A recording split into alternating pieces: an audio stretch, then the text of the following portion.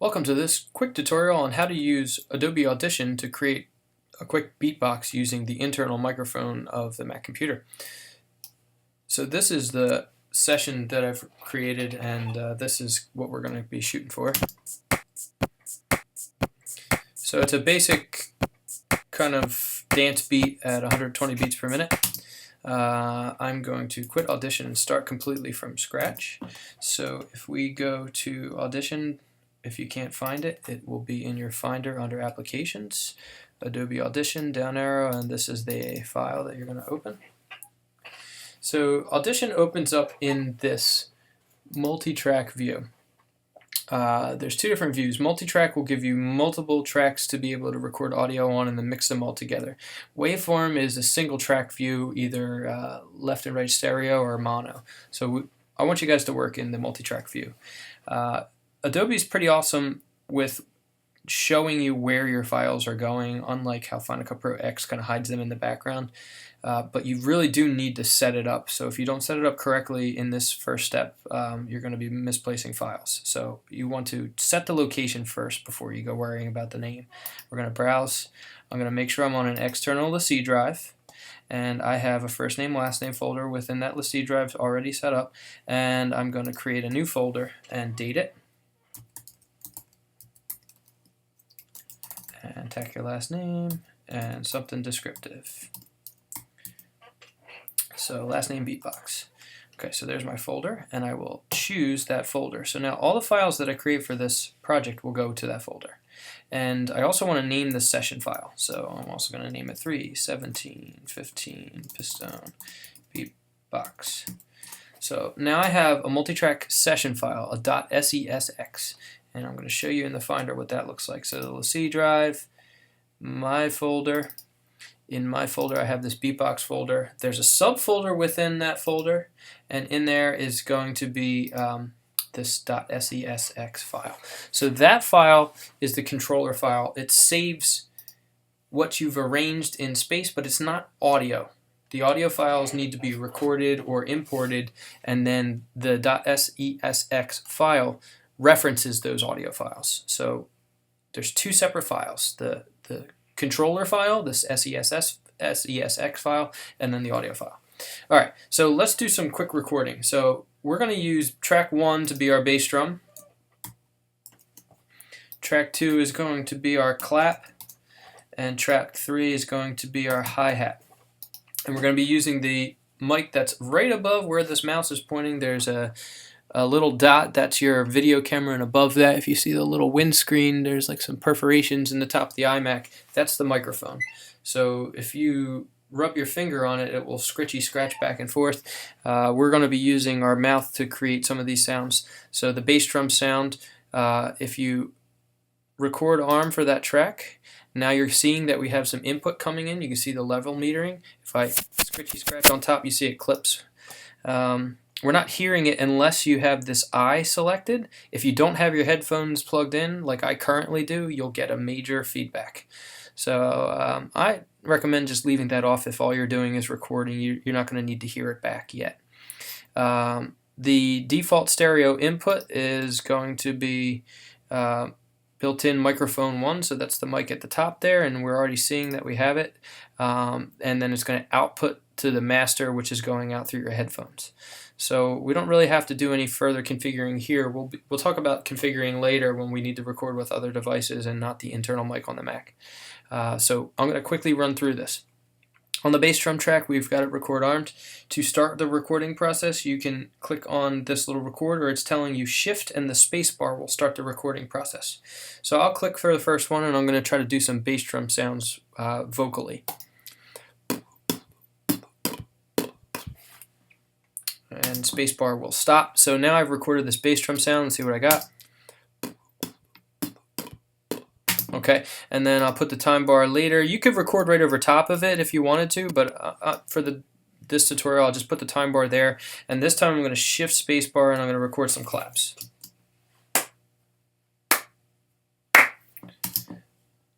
Oh, actually, I made a mistake. So it's recording in the bass drum track. I'm going to Command Z, undo, and I want to unrecord arm the bass drum track and record arm the clap track. and I think I just changed the track height. If you scroll up and down, that'll change your track heights. So if you hover over this area here and use the mouse wheel to scroll, so I'll make the track heights a little smaller. Alright, so we have our bass drum track, and now I have my clap track, and I'm going to shift spacebar, clap. So notice it's starting to clip a little bit.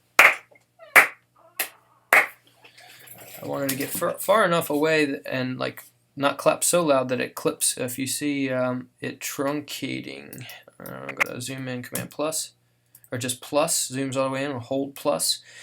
You see how this flat lines at the top of the track there, and it doesn't have like the ability to kind of stop and then come back down to the middle red line?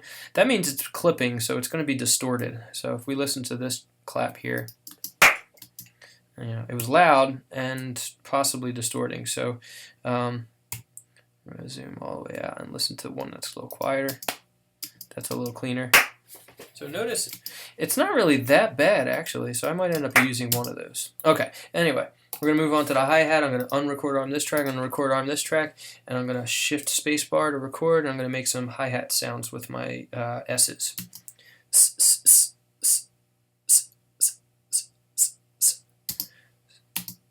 Spacebar stops, and then that was like a short kind of like hi-hat-like sound if you were to hit a closed set of cymbals with your stick if you were a drummer. So I'm going to start to trim these now. If you hover over the edge of the track, notice the bracket comes up, and that's the trim. That's using the kind of multi-move tool. So I'm going to trim this out. I could B, or it's R for razor tool. So if I hit the R key, I could click right where my time bar is and make a cut in the track if the razor is up there. So I've just made a cut in the track, and then I'm going to V for our move tool, and now I have that hi-hat kind of separated, and then I can select the rest of the track. Let me just listen to this.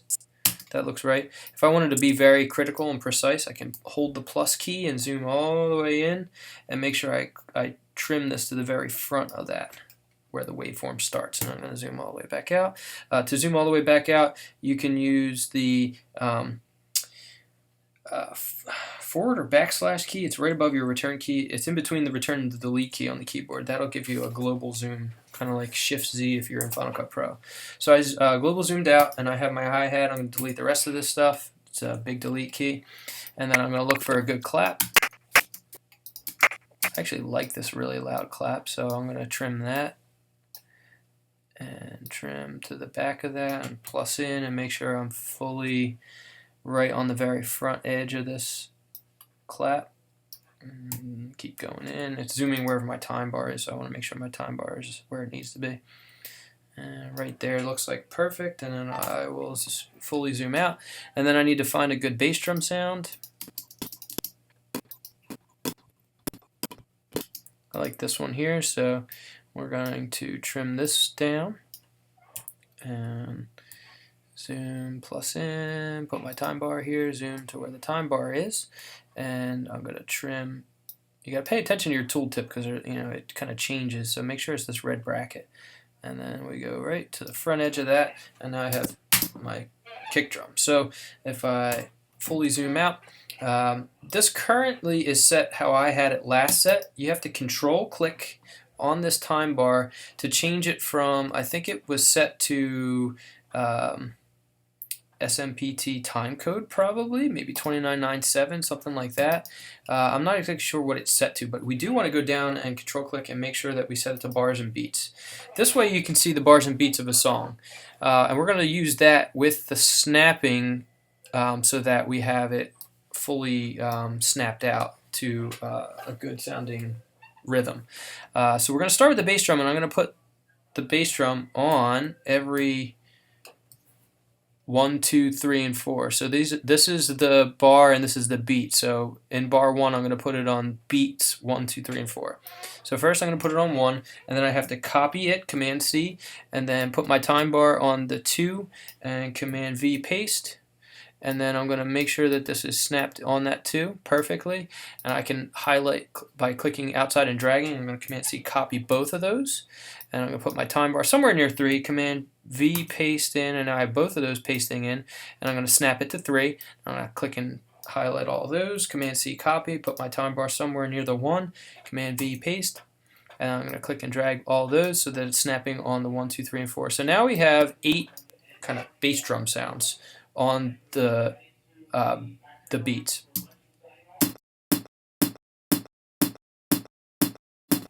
Okay, and then the next thing is I'm going to make I can unrecord arm this track and make the claps kind of sit where they need to sit. So I'm going to zoom out, grab my clap, zoom in a little bit so I can grab it. Paying attention to the tooltip, we want to make sure that we are, up scrolling works too. If you're hovering over the time bar, up scrolling with the mouse scrolls in and out. That's a very fast way to do it. So I want to make sure I grab the correct part of the track, and I'm going to lay this on the 2s and the 4s. So I'm going to copy this and paste in and put it on the 2 and 4, and I'm going to copy this and paste in and make sure I'm on 2 and 4 here as well. So now if we listen back, okay, so we're clipping a little bit here. If I want to turn that down, I can drag this to the left, and home jumps to the top. Okay, and then my hi-hat, if I zoom out, grab my hi-hat, throw it up on the top of the timeline, zoom in, and I'm going to move this, zooming out to the in-between notes, and I'm going to copy it and paste it to my in-between notes to make sure that this is right. The blue bar showing you that I'm on the in-between note, and I'm going to copy both these and paste these, and again moving it to the in-between note.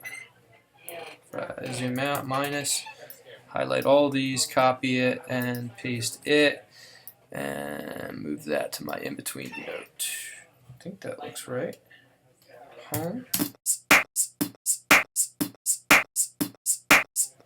So that's the gist of creating a beatbox. So now I'm going to save my session file, Command S.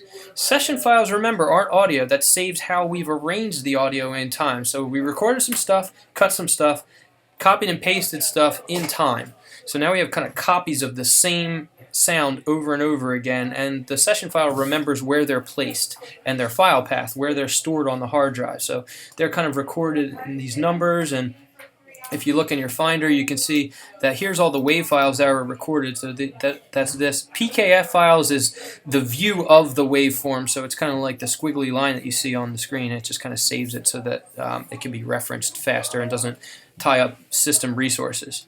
So then the last thing you would need to do is export the song that you've created. So if I click in here and I do a file, it's going to be export, and we're going to do the multi-track mixdown entire session. So the multi-track mixdown, we're going to pick our location and just make sure it's in the right spot. I'm going to go into the correct folder. This is my first attempt at doing this tutorial. Here's the 17th, and then it's called the date, my name, Beatbox Mixdown. Looks good. I'm going to save it, and the format, make sure you choose AIFF. That's uncompressed Mac version audio, and we're going to say OK, and it's doing the mixdown. And then if I go into my Finder, now I'm going to see that my mixdown file is here, and this is the file that you would upload to your SoundCloud account when we create it. So I'm going to hit the spacebar.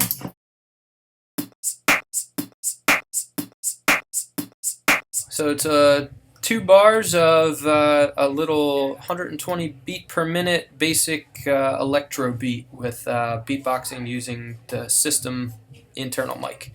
And that's going to do it for this tutorial.